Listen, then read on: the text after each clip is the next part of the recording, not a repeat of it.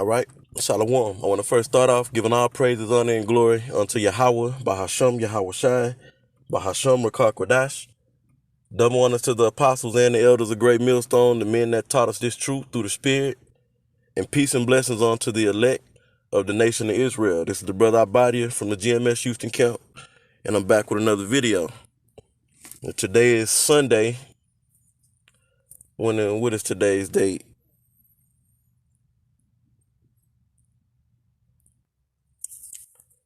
Okay, Sunday, April the 11th, 2021. So this year is thus far is flying by. You know, we almost in the middle of the year, but that's not what this lesson is. This next lesson is not about that. And I have a couple of scriptures to bring out. But it being Sunday, 2021 of April, damn near in the middle of the year, our people, the so-called Negroes, Latinos, and Native Americans, this is the highest day of attendance at what they believe to be churches, but they're really nothing more than haunted houses, as the scriptures explain them to be. Okay, because our people are not going to these what they believe to be churches, serving the one true living power. Okay, and His Son. They're not doing that. They're going there and they're worshiping another God. Okay? So what is that? They're going and they're committing spiritual adultery on the Heavenly Father. Okay? And if let's just deal with Babylon the Great here in this so-called country. There's no other nation of people that attend churches, temples, or whatever you want to, whatever title these places of worship have,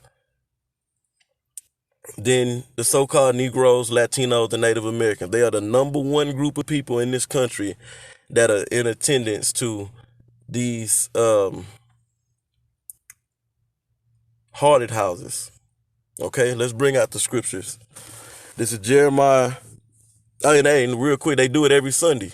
Every Sunday, throughout the week, but Sunday is the day. By the droves all over this country, mainly in the inner city where niggas is saturated. You have large groups of so-called Negroes attending what they believe to be church. Jeremiah chapter 5 verse 7, it says, "How shall I pardon thee for this?" This is the Most High speaking to the nation Israel ultimately. Okay? Because the whole nation done this. Even though this is Jeremiah under the Babylonian captivity, all right, prophesying to the southern kingdom. But it tells us, it tells us in the book of Jeremiah that Israel, the northern kingdom, went off first, and then her treacherous sister Judah went off and started committing adultery against the Most High. Let me get before I continue over here in Jeremiah, the 5th chapter and the 7th verse, let me get a quick scripture in Wisdom of Solomon. I believe it's the 14th. Yeah, the 14th chapter and the 12th verse, it says, this is Wisdom of Solomon 14:12. It says, "For the devising of idols was the beginning of spiritual fornication, and the invention of them the corruption of life." Now, and I have to find it. I forget what the scripture is off the top of my head, but the scriptures say that the gods of the nations are idols.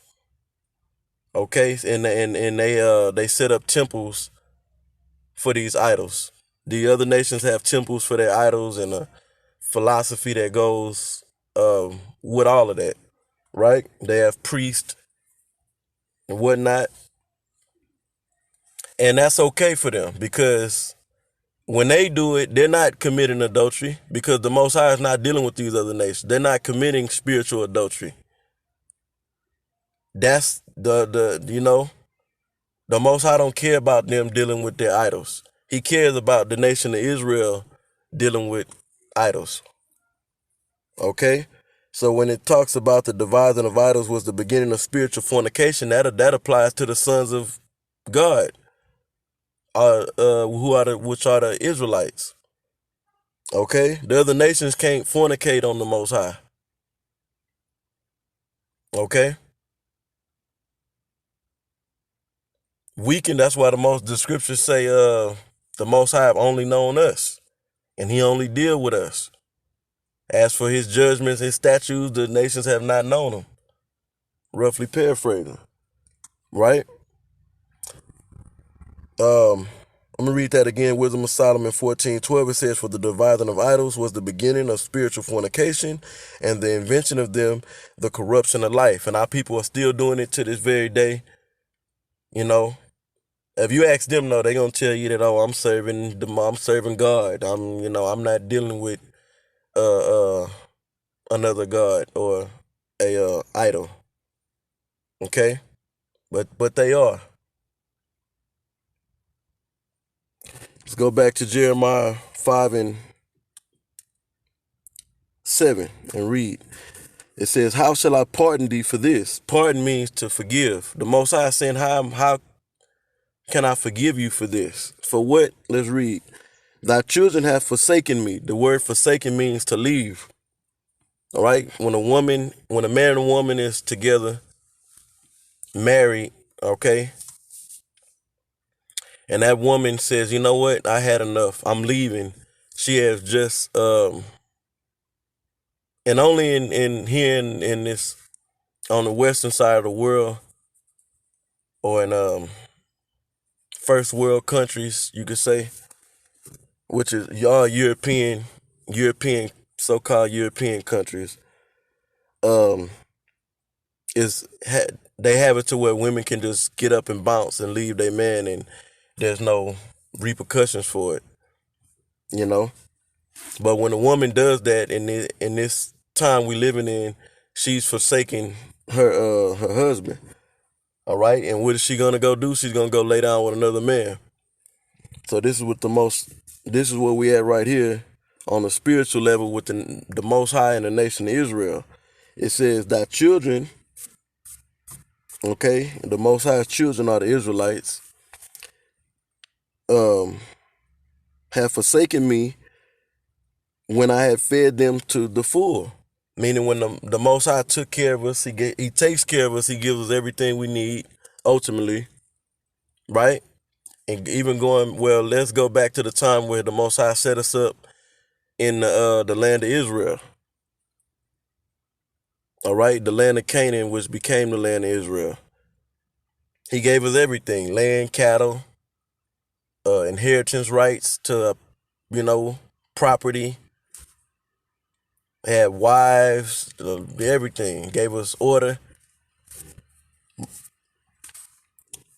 And then let's read on. It says, they then committed adultery. So the equivalent, or an example as far as a man and a woman being together, married, this is the man, all right, taking care of the wife. Got a house. She don't have to work. All right, she's not starving. She has food, right? You've given her a seed to raise, which is supposed to be a joyous thing, right? And then she goes off and sleeps with another man. That's a slap in the fucking face. And that's what the nation of Israel have done to the Most High on a spiritual note, right?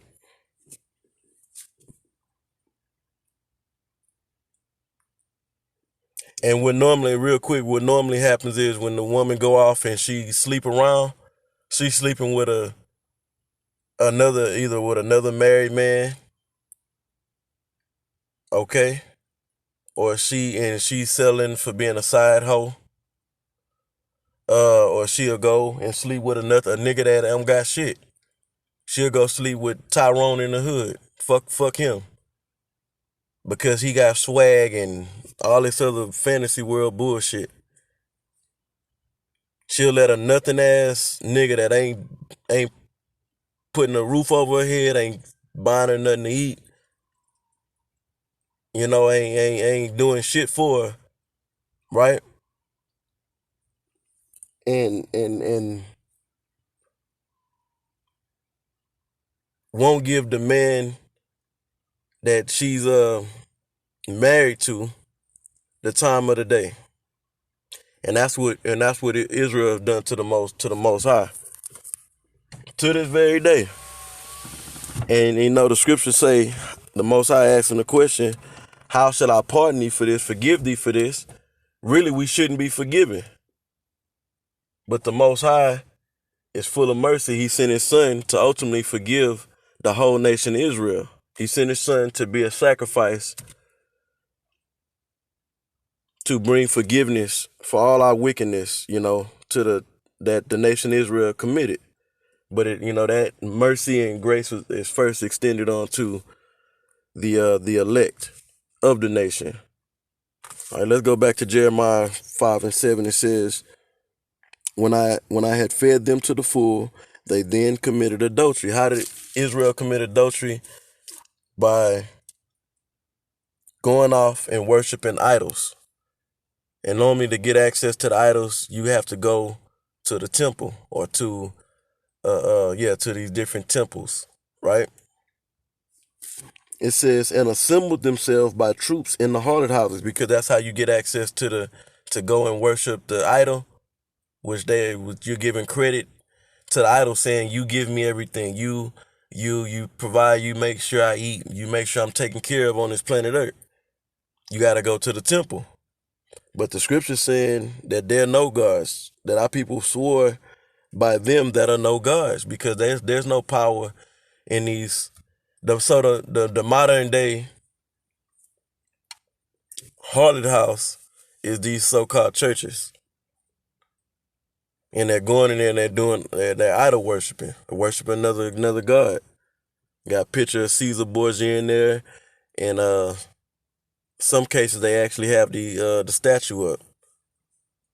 Especially dealing with the Latin tribes. They have the Virgin Mary, so-called Virgin Mary, in there or around the temple, right? And there's no power. Our people go to church like that, like go to the so-called church and think they praising the Most High, and that's doing something when really what they doing is going in there committing adultery. And only this fits our people. This is another way we know we the Israelites.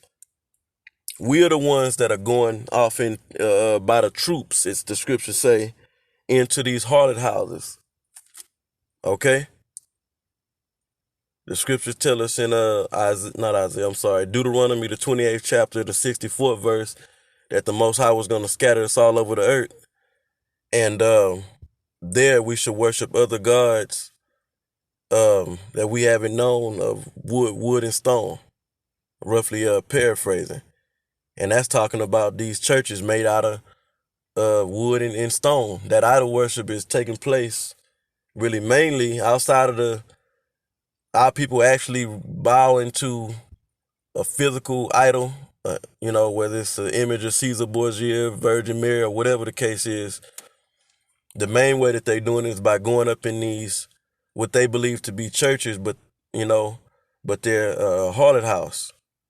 Okay, that's made out of wood and stone. They worshiping these gods that are no gods, okay? And they don't even realize it, So that's pretty much it. Ultimately, our people gonna continue. We know our people gonna continue doing this until the ultimate destruction comes, and this man is taken out of power. When the kingdom is set up, All that'll be done away with. When Yahushua returns to this planet Earth and sets up um the kingdom which the mark of the beast, the prophecy about the mark of the beast that we read in Revelation, the 13th chapter, starting at the 16th verse through the rest of the chapter, that has to be fulfilled before our Lord Yahushua comes. Okay, and that prophecy is here. Okay, it just hadn't been fully fulfilled yet. All right. Then our Lord comes, Yahushua. He's gonna set up a righteous kingdom. That's what we're looking for, according to 2 Peter, Second Peter the 3rd chapter and the 13th verse, if I'm not mistaken. Okay, we look for new heaven and a new earth wherein dwelleth righteousness.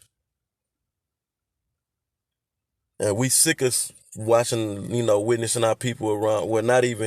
They don't want to be our people. They don't want to be Israelites. They want to be Negroes and every other byword. But it's a disgust, to watch this shit happening on the planet Earth with our people. Lord willing, this video was edifying. To the next one, Shalom.